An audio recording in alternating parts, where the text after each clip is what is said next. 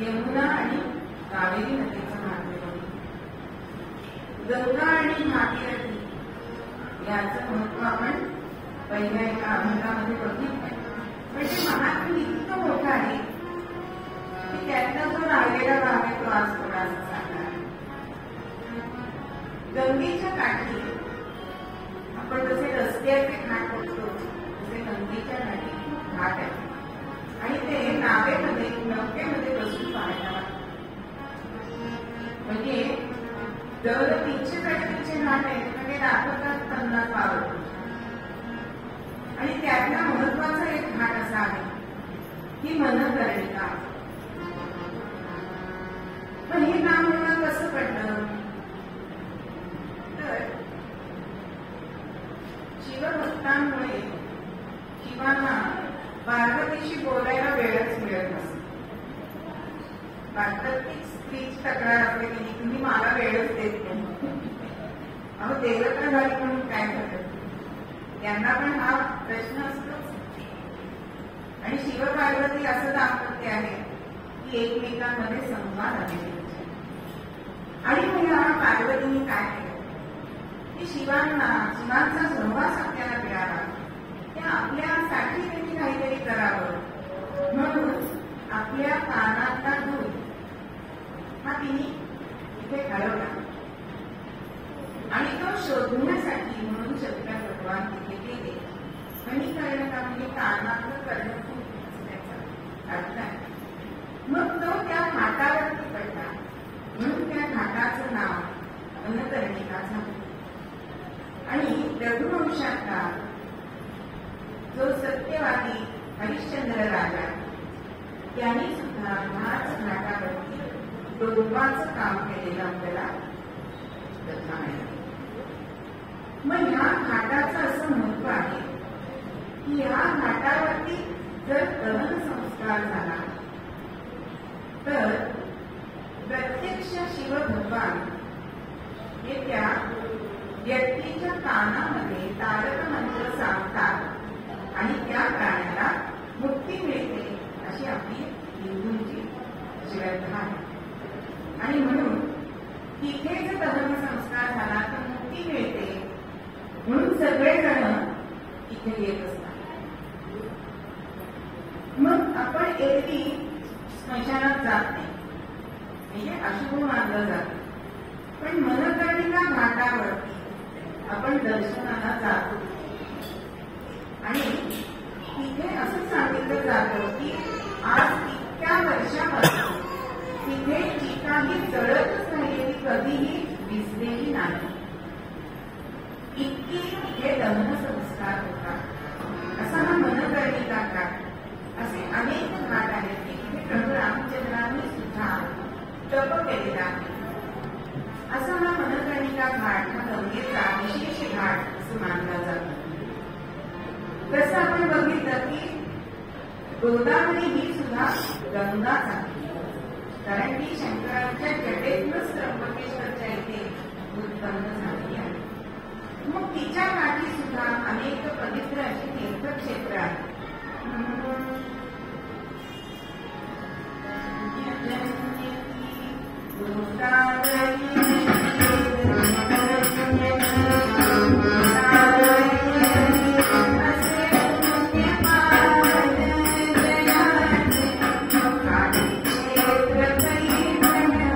Yeah.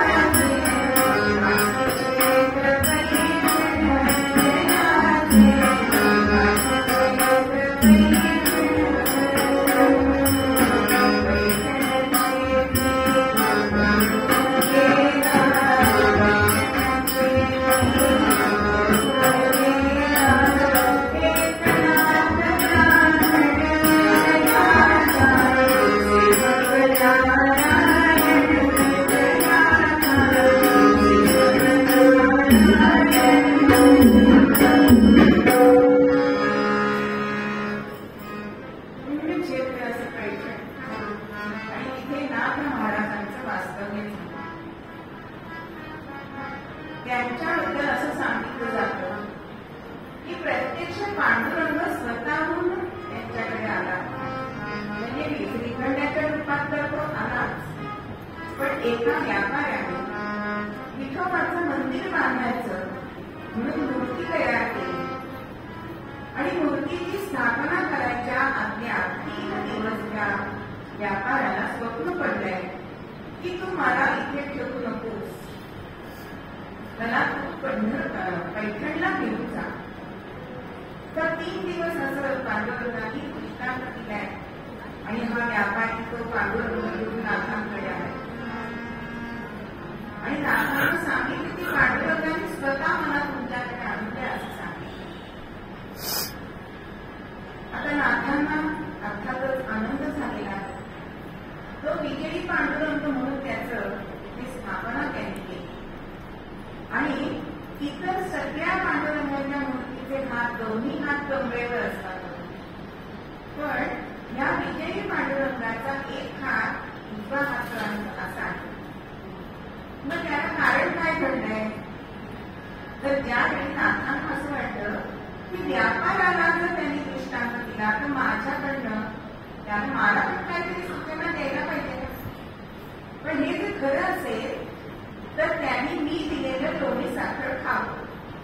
कारण व्यापाऱ्याने आणेपर्यंत दोन्ही हात पांडुरंगाचे कमरेवर होते, आणि नाथांनी लोणी साखर पुढे केले आणि पांडुरंगाने हात पुढे केले, आणि त्यामुळे त्याचा हात हा कमरेवर नसता नाही तर असा आहे, आणि आजही त्या हाताला पोषकपणा आहे लोण्याचा. म्हणजे ज्यावेळी मी पैठणला कीर्तन करायला गेले त्यामुळे कीर्तनकारांवर मला त्यांच्या देवघरात जाता आलं आणि त्या हाताकडे मला बघता आलं. म्हणजे असा हा विजयी पांडुरंग की अशा नाथांकडे ह्या गोदावरी तो स्वतःहून आला. नाथषष्ठीला सुद्धा आजही पांडुरंग तिथे येतो, आणि पांडुरंगाने घागर घातल्याशिवाय तो रांजण करत नाही, अशी प्रत्येकाला अनुभूती येते. प्रत्येकजण त्या ह्याच्यामध्ये घागर टाकत असतो पण रांजण करत नाही.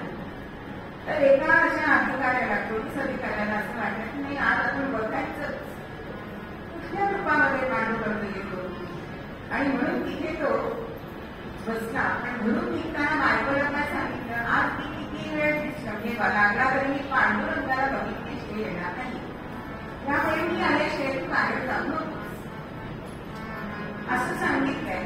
आता पांडुरंग असतो म्हणून नाना कुठे घेणारा, आणि होता तो व्यापारी अगदी तो पोलीस अधिकारी त्या रांजणांच्या इथे बसलेला आहे, आणि असे सगळेजण घागर टाकायला येत आहेत, आणि समोर बघतोय तर आपलीच बायको घागर टाकायला पांडुरंग. कारण त्या अधिकाऱ्यांनी काय सांगितलं होतं की जर मला तो पांडुरंग दिसला तर मी त्याला नमस्कार करणार आहे.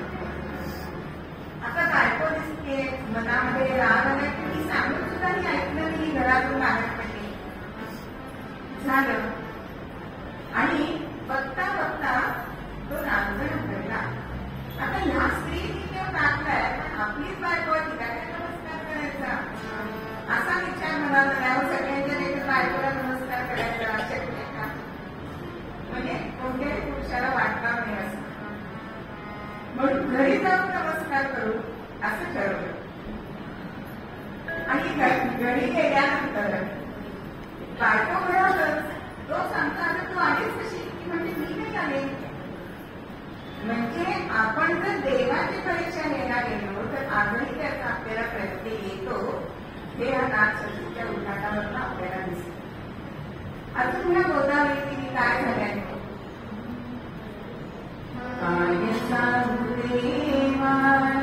ज्ञानोबाची ख्याती वेद महिषा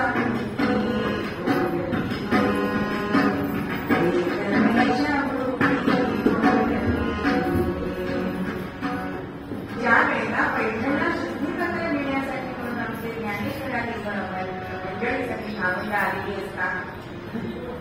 ज्ञानेश्वर माऊलींनी पैठणमध्ये दुखाने वेद बोलवले असे ना गोदावरीचं नाव. म्हणून यमुना कावेरी गंगा भागीरथी. आणि आता आजची नदी आहे ती कृष्णा नदी. कृष्णा नदी ही महाबळेश्वरच्या इथे उगम पावते. पण तिथे 7 कुंड आहेत. त्याच्यामध्ये 5 कुंडांमध्ये 5 नद्या म्हणून पंचगंगा असं सुद्धा म्हटलं जातं. ती कृष्णा, वेण्या, नंतर कोयना, गायत्री, सावित्री अशी ती 5 कुंडातून या नद्यांचा उगम होतो. म्हणून तुकोबा सुद्धा म्हणतात धन्य धन्य महाबळेश्वर कृष्णा निघे दक्षिण द्वार असं त्यांनी म्हटलेलं आहे. मग ही उरलेली 2 कुंड काय आहे तर ज्या वेळेला गुरु हा कन्या राशीमध्ये येतो म्हणजे तो काळ 12 वर्षांनी येतो तर 11 वर्षांनी उरलेली 2 कुंड ही कोरडी ठणठणीत असतात. पण अचानक गुरु कन्या राशीत गेला की त्याला वर्षभर पाणी येतं. मग ते पाणी गंगा भागीरथीचं असतं. म्हणजे असं म्हटलं जातं की गंगा गोष्टीला भेटायला येते आणि तो काळ वर्षभर चालू असतो. म्हणून ह्या पर्वकाळाला कन्यागत असं म्हटलं जातं. आणि हे कन्यागत हे मुख्य करून नरसोबाच्या वारीला मुख्य साजरा जास्त केला जातो. अशी ही कृष्णा माई की तिच्यावरती मोठ्यातलं मोठं धरण म्हणजे कोयना धरण बांधलेलं आहे. ही महाराष्ट्राची वैभव देणारी अशी नदी आहे की तिची लांबी किती आहे 1400 किलोमीटर एवढी लांब ही कृष्णा नदी आहे. आणि कोयना धरणाची पाण्याची जागा स्थान जी किती आहे तर 400 चौरस किलोमीटर एवढी ती पाणी साठा करू शकते. सर्व परिचित असलेलं पद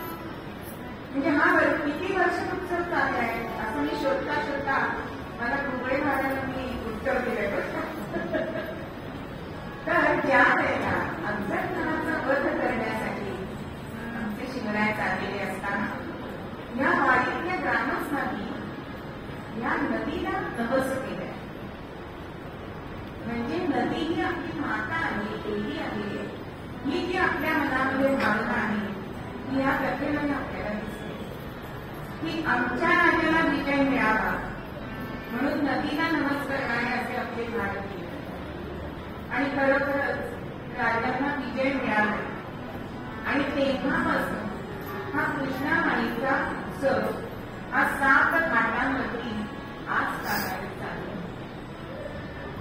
बरं, या उत्सवामध्ये तिचा पाण्याचा कलश हा भरला जातो, विविध शांत होते आणि त्या कलशाला दिंडी असं म्हणतात आणि त्याची पूजा दररोज केली जाते. त्याशिवाय हा उत्सव म्हणजे त्याशिवाय हळदी कुंकू असे सगळे अनेक प्रकार या उत्सवामध्ये केले जातात. कृष्णामाईची ओटी घातली जाते, दररोज तिची आरती होते. अशी ही कृष्णामाई. तिचं गोरं अत्यंत सुखीत आहे. ही कृष्णामाई जसं जलसिंचन करते तसंच तिच्या ज्या उपनद्या आहेत त्याच्यातनं जलविद्युत निर्माण करण्याची अनेक केंद्र सुद्धा तिच्या काढली आहेत.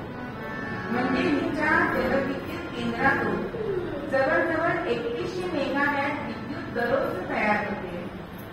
इतकं हे पाणी महत्वाचं सांगितलेलं आहे आणि सुजलाम सुफलाम करणारी अशी ही कृष्णामाई आहे.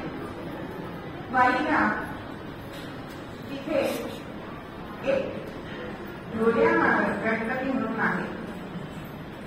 प्रचंड गणपती येतो आणि त्याच्या मागची जी भिंत आहे ना ती मत्स्याच्या आकाराची आहे. तर त्याच्या मागचं कारण काय? तर कृष्णामाईला जर पूर आला तर तिचं पाणी ह्या गणपतीच्या त्या मागच्या भिंतीच्या दोन्ही बाजूनी विभागलं जातं आणि गावाचं नुकसान होण्याचं टळलं जातं.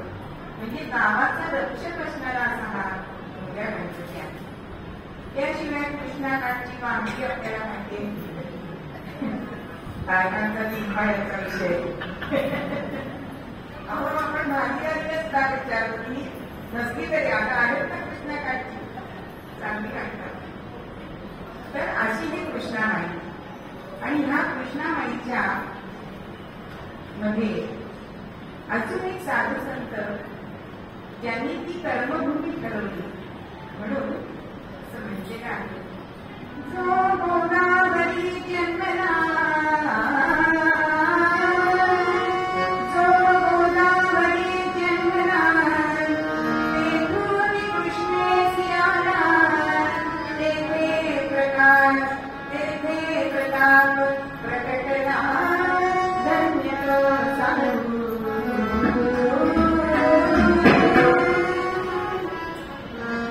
हा धन्य साधू यांनी हा कृष्णेच्या खोऱ्यामध्ये प्रताप केला ते म्हणजे आमचे समर्थ रामदास स्वामी. कृष्णेच्या खोऱ्यात जे आता आपण समर्थ स्थापित 11 मारुती यात्रा करतो ते सगळे मारुती समर्थांनी या कृष्णेच्या खोऱ्यामध्ये स्थापन केलेले आहे.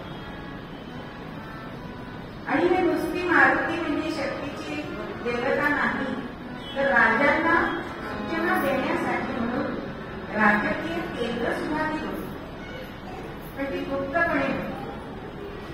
अशी समर्थांनी सुद्धा इथे अत्यंत मोठी कामगिरी या कृष्णेच्या खोऱ्यामध्ये केलेली दिसते.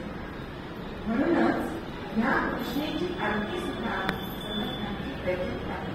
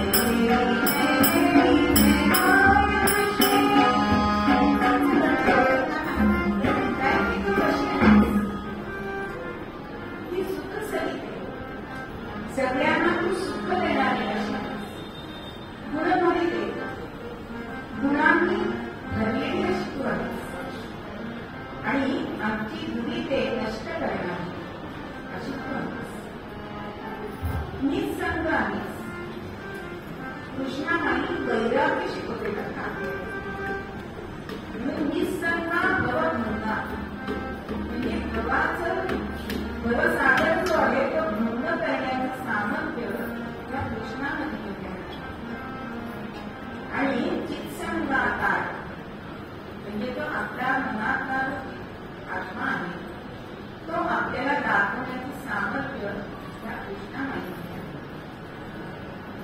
आणि कृष्णामध्ये हा श्री विष्णूचं स्त्री रूप अवतार आहे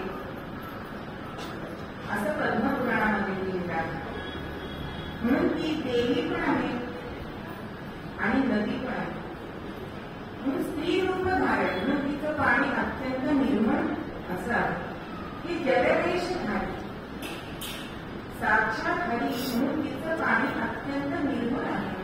म्हणून मी तुझ्या जवळ तुझ्या पोटाशी आलं तुझ्या पायाशी आलं तर माझी कृष्णा भागवताचं काम कर असं समजलं या आरतीमध्ये सांगितलं.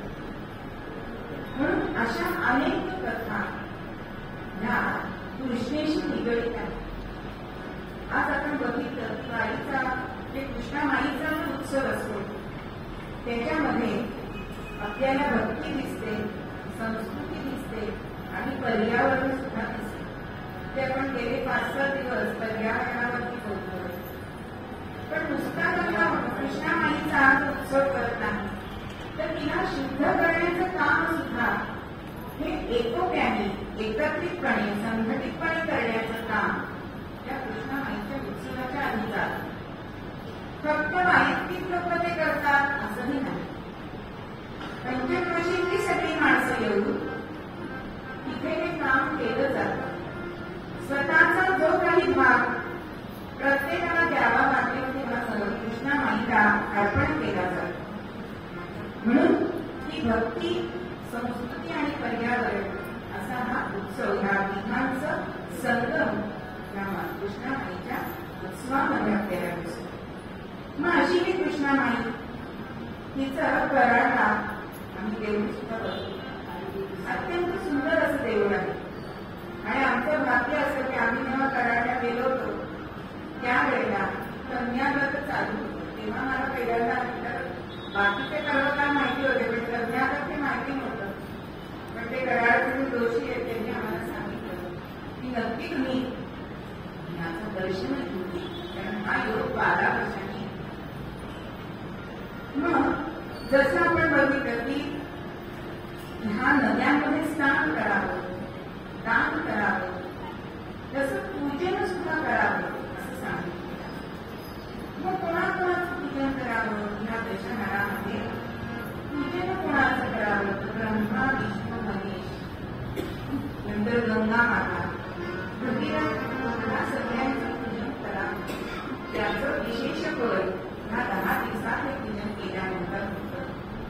म्हणून अशा नद्यांना आपण ते पवित्र मानतो ते एवढ्यासाठी कारण ह्या नुसत्या नद्या नाही तर त्या आपण देवता मानतो. कुणी नदीला म्हणती कुणी मानती पूज्य देव. जसं आई आपल्या लेकरांवर प्रेम करत असते तशीच ह्या प्रत्येक नदी ही आपल्या नावाचा जो भाग आहे त्याच्यासाठी ही आपलं सर्वस्व देत असते. म्हणून जे आपण बघितलं की किती गुण ह्या नदीमध्ये आहेत. किती सगळ्यांना बरोबर घेऊन जाते, खड्डे भरत जाते आणि तिचं पाणी सुद्धा पिण्यासाठी आपण वापरतो, जलसिंचनासाठी वापरतो. कारण तिने आपल्याला पाणी दिलं तर शेती आहे. कारण आपला भारत देश हा शेती प्रधान देश आहे आणि जर शेतीला पाणी मिळालं नाही तर आपण खाणार काय हा प्रश्न प्रत्येक मानवाच्या मनामध्ये पडला पाहिजे. आणि तो प्रश्न नुसता पडायला नको तर ते आचरणात सुद्धा आणलं पाहिजे. म्हणून नद्यांना सुरक्षित ठेवा, त्यांचं संवर्धन करा. अशा या नद्या आपल्याला कायमच आपल्यावर उपकार करत असतात आणि उपकाराची फेड आपण मात्र अपकाराने करतो अशी वेळ काळ आले नाही. तर ते तसं न होता या नद्यांना पूज्य माना. त्या पवित्र तर आहेतच पण त्या स्वच्छ सुंदर निर्मळ कशा होतील याच्यासाठी प्रत्येकाने झटलं पाहिजे.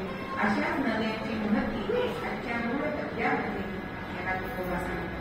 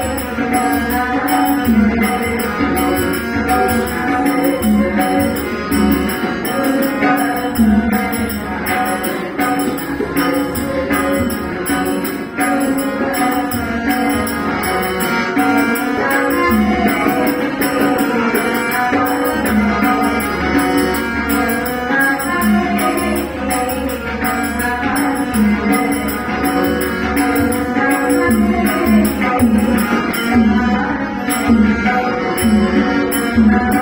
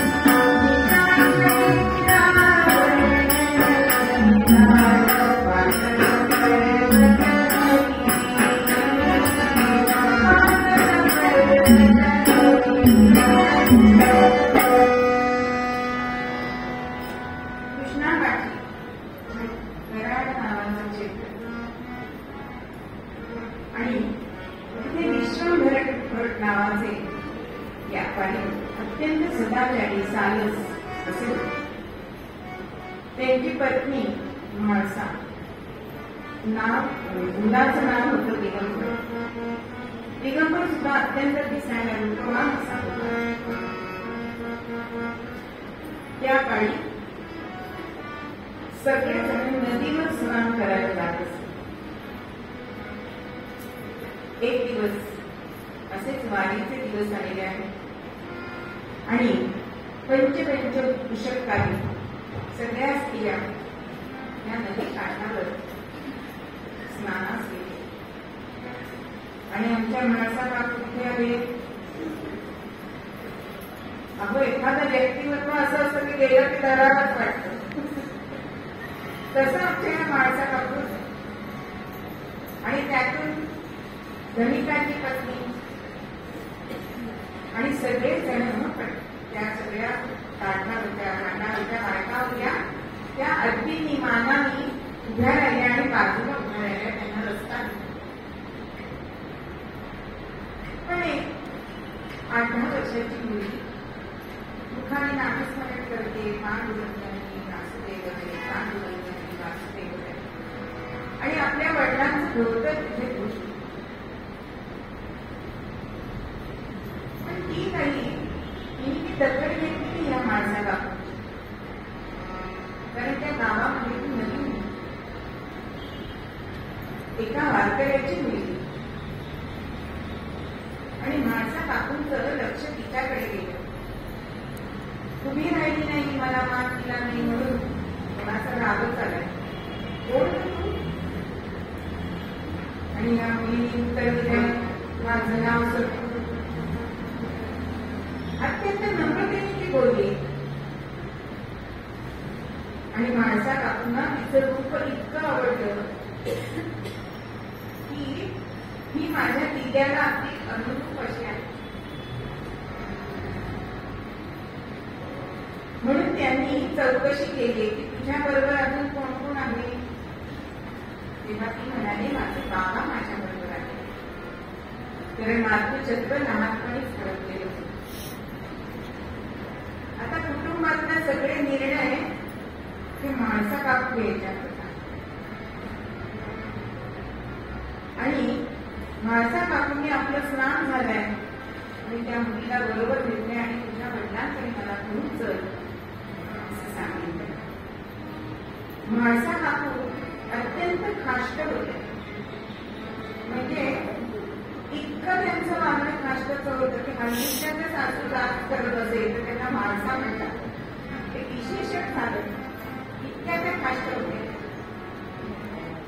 आणि ती सतू आपल्या बाबांकडे त्यांना घेऊन आली. त्यांचं पण एक गाडी घेऊन चिपळ्याचं नामस्मरण चालू होतं, आणि त्या गरीब स्थितीमध्ये सुद्धा मुखावरचं समाधान त्या माणसा काकूंनी बघितले. बरं त्यांच्या मनामध्ये मोठं आश्चर्य वाटतंय, आणि त्या विचारताय तुम्ही असे समाधानी कसे गरीब असून. तेव्हा ते उत्तर देत आहे, गरिबांचा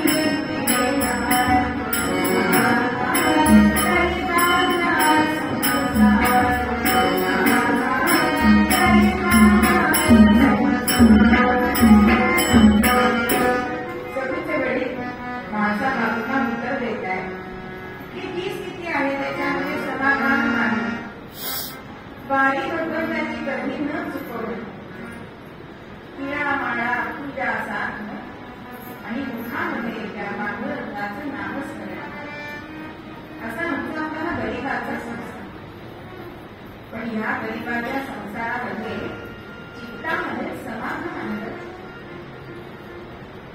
आणि म्हाळसा काकूंनी आपल्या मनात जो हेतू होता तो सांगितला की आपली मुलगी माझ्या मुलाला द्यावी. आता गर्भश्रीमंत दिसत होत्या होता काहीही अंगावरती. तेव्हा ते म्हणतायत की तुमच्या योग्यतेचे आम्ही नाही.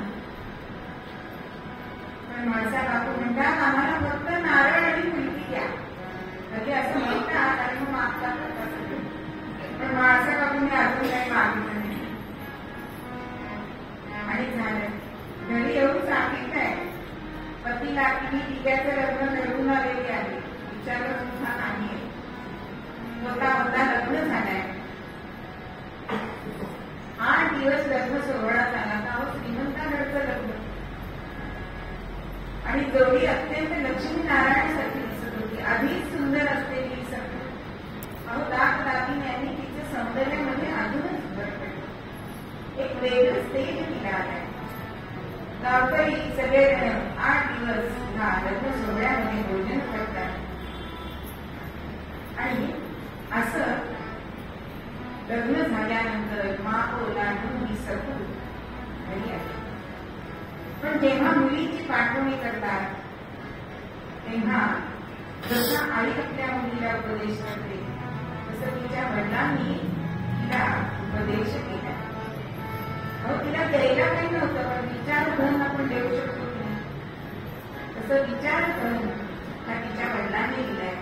ते सांगताय संपत्ती अत्वाधिपती कैसी असो कारगती परिणाम स्मरणाची स्थिती सांडू जिनये श्रीराम. देवाच्या सत्यत्वासाठी आढाव्या जीवनाच्या तुम्ही सर्वही कर्मावे शेवटी प्राणोनी बेचा.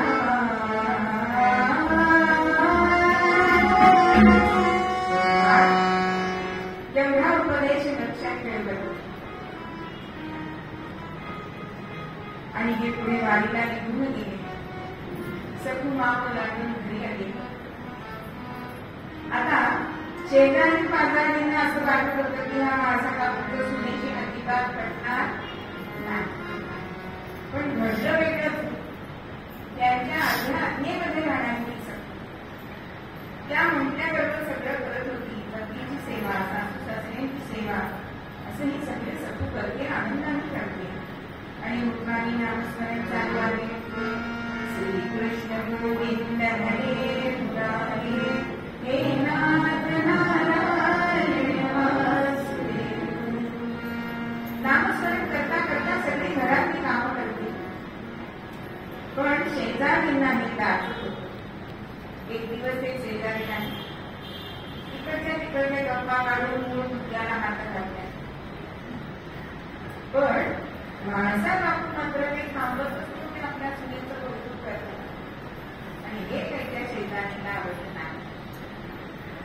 आणि तिने विचारलं काय हो म्हाळसा काकू की तुमची सखू काय कोकणासारखी सुटत असते.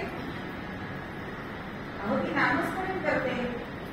अहो नामस्मरण करायला तिचं काय वय झालं काय की तुम्हाला काही गरिबी आली आहे म्हणून तिने नामस्मरण करावं. आता 4-5 वेळा असं इकडून सांगितल्यावर म्हाळसा काकूंना सुद्धा असं वाटायला लागलं की खरंच त्या म्हणतात ते बरोबर आहे. त्या म्हणतायत अहो मी सांगितलं ना की सांगितलं आजपासून नामस्मरण करू नको. म्हाळसा काकूंनी तिला सांगितलं की नेहमी वेळा होत नाही. पण पुन्हा नामस्मरण चालूच आहे. आता 2-3 वेळा सांगितलं पण तिच्या मुखामध्ये नामस्मरण सतत होतं. लहानपणापासून झालेले संस्कार. आता म्हाळसा काकूंना असं वाटायला लागलं की ती आपलं ऐकत नाहीये. ती मुद्दाम करते. आणि मग जाचाला सुरुवात झाली. ती म्हणते आपण मी मुद्दाम नाही करत. सखू म्हणते माझी मर्जी अनावर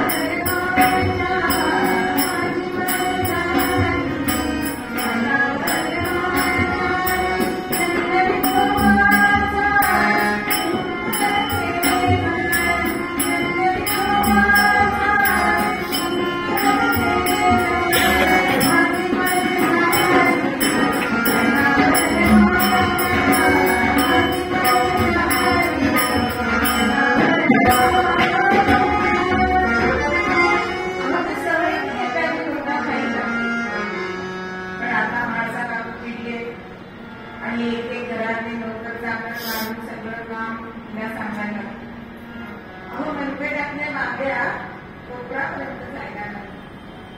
जेवायला दिलं तर दिलं, कधी शिळं पाकं किंवा नाहीच अशी अवस्था झाली. दररोज एवढा घराबरोबर म्हणून घ्यायचा आणि या काळामध्ये वडिलांचं चक्र सुद्धा हलत नाही. आता मागेचं कोणी नाही. आणि मग पाण्यावर सगळ्या मैत्रिणी बोलायच्या, आता काही दिवस माहेरी का जाऊन येत नाही, तुझं कसं कोणी यायचंय असं विचारल्यावरती काय सांगते, माझा ताप रमा माझं माहेर पडलं. आणि मग असेच दिवस जात आहेत. आणि या मैत्रिणीची सांगता सांगता एक दिवस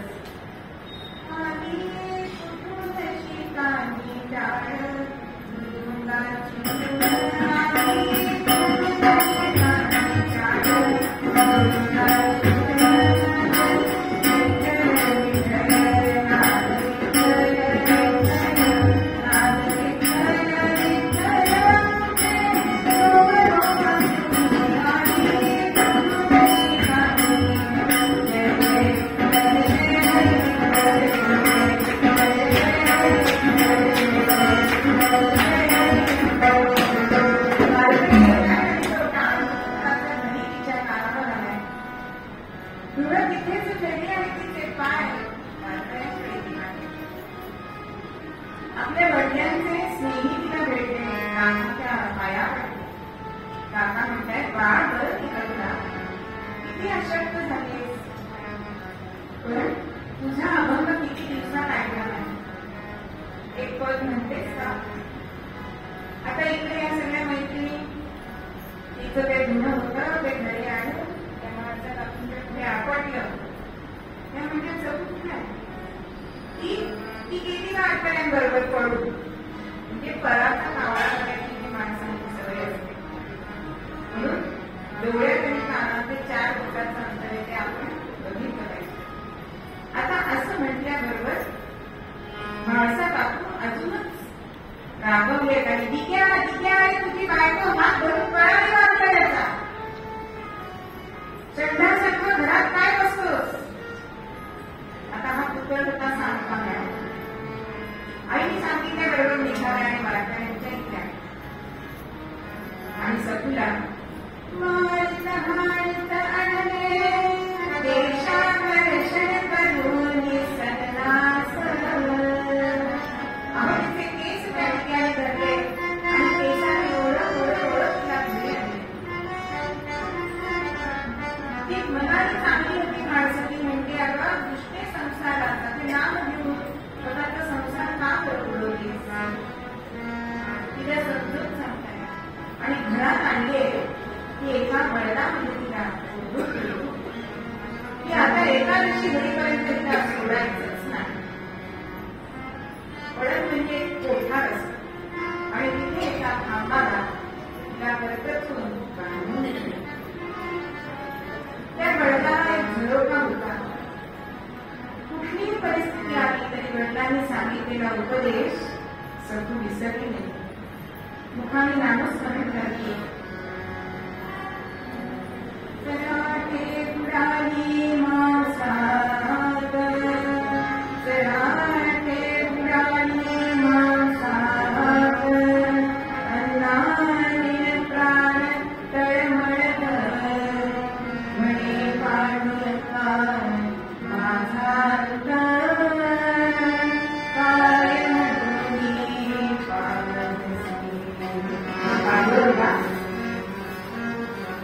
किती रे माझी परीक्षावरची. माझ्या मनात फक्त तुझी पंढरी बघायची एवढंच. पण एकदा म्हणून सांगताय, कल्पना एवढे तर आपले फार चालले नाही का अशी मनाची समजूत घातली. पण एकीकडे पांडुरंगाला म्हटले,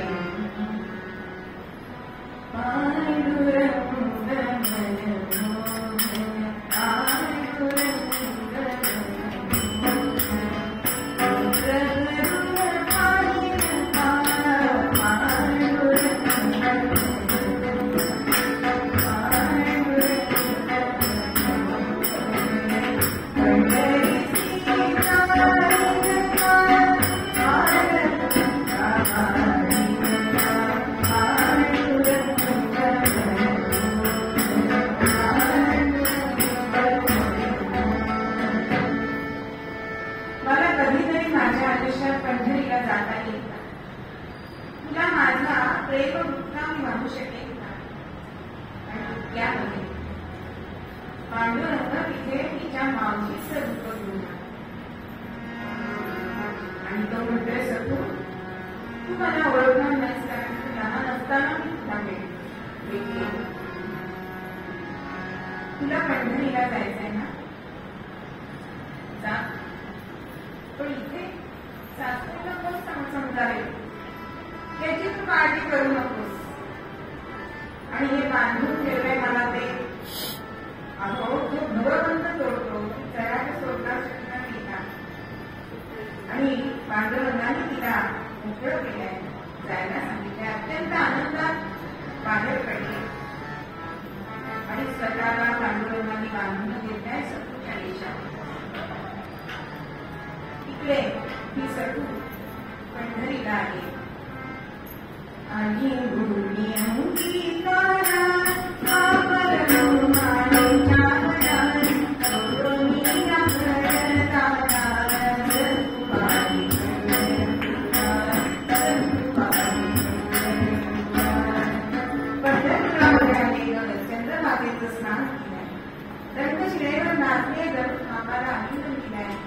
आणि बारीमध्ये उभी राहिली होता होता होता तिचा पाया पडायला म्हणून ती वाकली आहे पण मंडळी काय झालं हो तिथल्या तिथे तिचा प्राण बराच वेळ उभी राहते पडते म्हणजे अहो काही मागच्यांना दर्शन घ्यायचंय ना पण एक नाही दोन नाही म्हणून हात लावून बघितलाय आणि तिचं ते गलेवर खाली ते तिला ओळखत होते ते म्हणतायत सुट्टी विचारली जातात कोणी म्हणताय पांडुरंगाच्या चरणावरती मृत्यू यावा याच्यासारखं भाग्य नाही त्या करार क्षेत्रामध्ये राहणारे ग्रस्त आता हिचा पुढचा सगळा विधी करायला पाहिजे म्हणून स्वतःचा पवित्र मोडलाय आणि तिचा सगळा पुढचा सगळे कार्यक्रम त्यांनी केले संस्कार केले आणि इकडे सखूच्या देशामध्ये असलेल्या पांडुरंगाचं काय झालंय तर दुसऱ्या दिवशी सकाळी सासूबाई तुम्ही सांगा तसं मी वागेन मी आता नामस्मरण करणार नाही पण मला सोडा आता ही म्हणते माणसा बरीच वाटते बरं मला बांधून ठेवलं पण आता म्हणाले म्हणून सोडलंय आता पांडुरंग स्वतः कशी राहून नामस्मरण करेल आणि झालं सगळी कामं असं दुःखाने करते अहो आजच्या स्वयंपाकाला काय चोर अहो मीच सुद्धा सासरे खायला लागले म्हणजे बघ कारण प्रत्येक क्षण पांडुरंगाचा हस्तस्पर्श त्याला नाही माझा काकू आनंदात आहे की माझी सून सुद्धा गेली आणि होता होता वारी संपून ते रस करण्यात आले आणि आता माझं काकू सांगायचं कसं आणि पण आपल्या पवित्रकाचे पैसे तर मिळाले पाहिजे म्हणून ते घरी जातायत आणि सांगतायत की अभिमान घालून सांगतायत तुमच्या चुकीचं देहापासून झाले आणि त्याचे संस्कार करून मी आलो अहो भरल्या घरात काय बोलता असतं माझी सून चांगली ठणठणीत आहे ती आता गेली नदीवरती त्यांना मी प्रमाण समजेल आणि इकडे आमच्या रुक्मिणीमाने मी काय केलं तर पांडुरंग इथेच अडत राहा तर जगाचा देवागार कोण करणार म्हणून तिच्या रक्षेवरती अमृत सिंचन केले आहे सखू म्हणजे मागे का मला बदल तेव्हा रुक्मिणी सांगते तुझ्या रूपात प्रत्यक्ष पांडुरंग तिथे थांबले त्यांना नको का मोकळं करायला आणि त्याच वेळी पांडुरंग रूपात ती सखू नदीवर आली आणि इथे दोन्ही सखूची बदलाबदली झाली इकडे खरी सखू पूर्ण धुवून घरी आली आणि पांडुरंगाने रुक्मिणी आली पण आता खरी सखू असल्यामुळे तुम्हाला हरे मुरारे हे नाथ नारायण वासुदेव आणि भगवंताचं तेज कुठे जाणार आणि मग माणसा कापून मांडली सखूनी सगळी कथा सांगितली की हे ग्रस्त म्हणतात तसंच माझे प्राण गेलेले होते